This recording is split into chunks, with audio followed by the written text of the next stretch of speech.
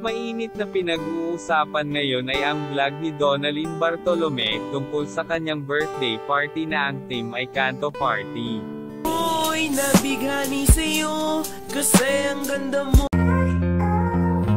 Welcome to Sikat Story. Marami ang nag-react sa netizens sa kanyang Kanto Party. Dahil nga ang sabi ay, "The poor is not something to celebrate by the rich." Yan ang binabato kay Donalyn ngayon.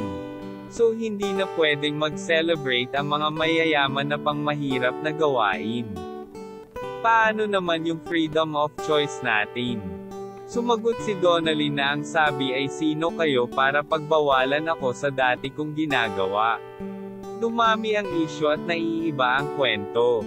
Kaya hayaan natin sila at huwag agad tayong manghusga, lalo kung hindi pa natin kilala yung tao.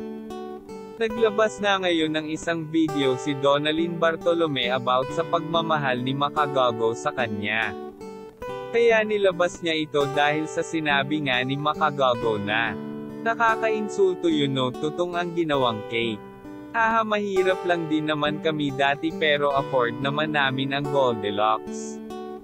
Yan ang mainit na usapan kaya nagalit na rin si Donna at nilabas ang dating pagmamahal ni Makagago sa kanya. Ganda mo lagpas sa totoo, nakabili. Ganda mo talaga, mi. Napaka-effort naman pala ni Makagago. Pero ngayon ay humihingi na nga ng sorry si Makagago sa kanyang post at inamin nga niya dito na na-delete na rin yan yung post kaagad. At humihingi siya na pabor na sana ay i-delete na niyan yung post niya about sa kanyang pagkanta. Trending si Makagago ngayon.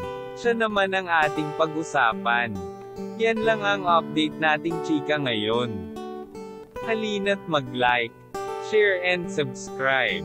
Thank you.